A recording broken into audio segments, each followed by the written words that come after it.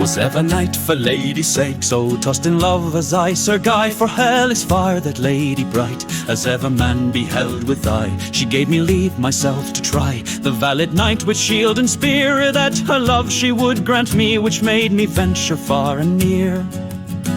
Then proved I a baron bold in deeds of arms, the doughtiest knight that in those days in England was, with sword and spear in field to fight. An Englishman I was by birth, in faith of Christ a Christian true. The wicked laws of infidels I sought by prowess to subdue. 920 year and odd after our Saviour Christ his birth, when King Athelstone wore the crown, I lived here upon the earth. Sometimes I was of Warwickshire, and as I say the very truth, a lady's love did me constrain to seek strange ventures in my youth, to win me fame by feats of arms in strange and sundry heathen lands, where I achieved for her sake right dangerous conquests with my hands. For first I sailed to Normandy, and there I stoutly won in fight the Empress daughter of Almain, from many a valiant worthy knight. Then passed out I the seas to Greece, to help the Emperor in his right against the mighty Soldan's host of poisoned Persians for to fight, where I did slay of Saracens and heathen pagans many a man, and slew the Soldan's coals and deer, who had to name doughty Coldrian.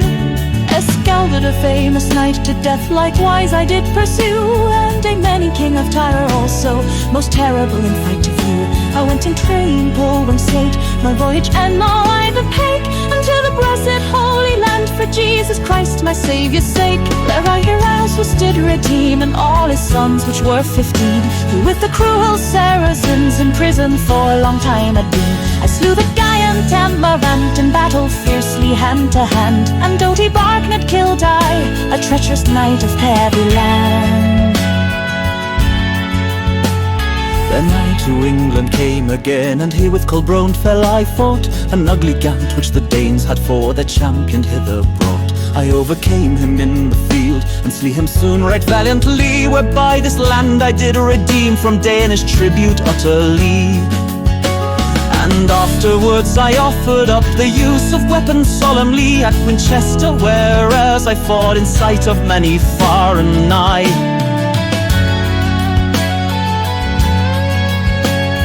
First near Windsor I did slay a boar of passing might and strength, whose like in England never was, for hugeness both in breadth and length. Some of his bones in Warwick yet within the castle there doth lie, when now his shield bones to this day hangs in the city of Coventry. On Dunsmore Heath I also slew a monstrous, wild and cruel beast, called the Dun Cow of Dunsmore Heath, which many people had oppressed. Some of her bones in Warwick yet still for a monument doth lie, and they're exposed to lookers' view as wondrous strange they may espy. A dragon in Northumberland I also did in fight destroy, which did both man and beast oppress, and all the country sore annoy. At length to Warwick I did come like pilgrim poor, and was not known, and there I lived a hermit's life, a mile and more out of the town, where with my hands I hewed a house out of a craggy rock of stone, and lived like a palmer poor within that cave myself alone. And daily came to beg my bread a Phalus at my castle gate, not known unto my loved wife, who daily mourned for her mate, till at the last I fell so sick, yes, sick so sore that I must die. I sent to her a ring of gold, by which she knew me present lie.